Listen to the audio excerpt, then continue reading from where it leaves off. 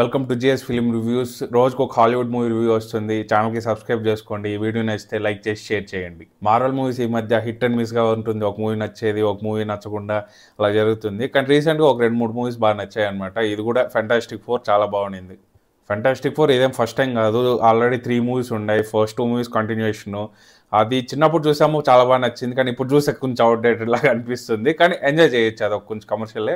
కానీ standard wise ఇది చాలా బెటర్ మూవీస్ దానికన్నా. ఇంకా థర్డ్ పార్ట్ గురించి మాట్లాడిన అవసరం లేదు, అది ఒక ట్రోల్ మెటీరియల్ అయిపోయింది అసలు ఆన్లైన్లో.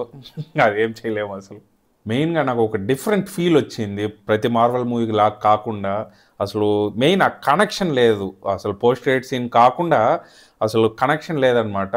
అదొక సోలో మూవీగా చూడొచ్చు మనము. అది నాకు చాలా బాగా నచ్చింది. ఈ మధ్య అన్నీ కలుపుకుంటా అది కొంచెం ఫీల్ పోతా ఉంది. ఇది ఒక సోలో మూవీ, నువ్వు చెప్పాల్సిన స్టోరీ చెప్తావు అనుకుంటే అది చాలా బాగుంది. ఇది ఆ ఫీల్ కూడా ఒక ఫ్యామిలీ మూవీ. ఇది పక్కా ఒక ఫ్యామిలీ గురించి ఆ ఎమోషన్స్ బాగా తీశారనమాట. మెయిన్ నాకు బాగా నచ్చింది ఇంకా విజువల్స్. అసలు ఆ సెట్ డిజైన్ కానీ అసలు సూపర్ ఉండింది. ఆ కలర్ మాత్రం మొత్తం బ్లూగా, ఆ సెట్స్, కారు, వాళ్ళ డ్రెస్సు, చిన్న చిన్న డీటెయిల్స్, చిన్న చిన్న ఆబ్జెక్ట్స్ కూడా బ్లూగా చేసి అది చూసాకే ఒక మంచి ఎస్థెటిక్ ఉండింది.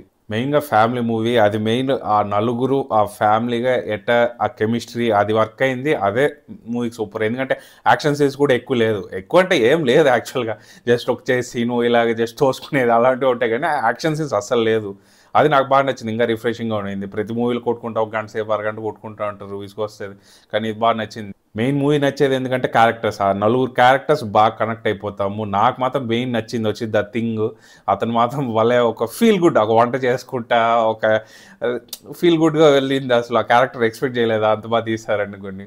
ఇంకా వీళ్ళు నలుగురు కాకుండా ఇంకా సూపర్ యాక్టర్ అనుకుంటే జూలియా గర్నరు సిల్వర్ సర్ఫర్గా యాక్ట్ చేసింది. తను మాత్రం సూపర్ యాక్టర్. ఓజార్క్లో కూడా చూశాను, అసలు నెక్స్ట్ లెవెల్ యాక్టరు.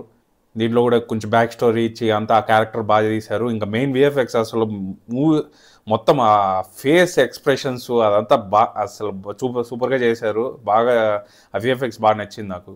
ఇంకా మెయిన్ విలన్ గెలాక్టస్, అతను వచ్చేసి ఫస్ట్ టైం చూసినప్పుడు ఆ సీన్ మాత్రం అసలు పెద్ద ఆ సైజ్ తెలిసేది మాత్రం నెక్స్ట్ లెవెల్. అసలు భయపడతాము, అంత పెద్దదే ఉంటుంది.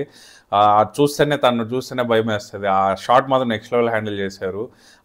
మనకు ఆ భయం పుట్టించేట్టు బాగా చూపించారు అనమాట ప్రతి సీన్లో. ఇంకా మనకు ఒక థ్రెట్ ఉన్నది అనేసి తెలిసేకి ఆ సైజ్ మాత్రం నెక్స్ట్ లెవెల్. అసలు లాస్ట్లో కూడా అసలు ఒక షాట్ ఫేమస్ అయ్యింది క్లైమాక్స్లో, అది కూడా చాలా బాగుంటుంది. మ్యూజిక్ కూడా చాలా రోజుల తర్వాత మార్వెల్ మూవీస్లో కొంచెం అవెంజర్స్ మూవీ మ్యూజిక్ తప్ప మిగతా వేది కాస్త హిట్ కాలేదు. ఇది మాత్రం కొంచెం గుర్తుండిపోయేట మ్యూజిక్ ఇచ్చారు, బాగుండింది.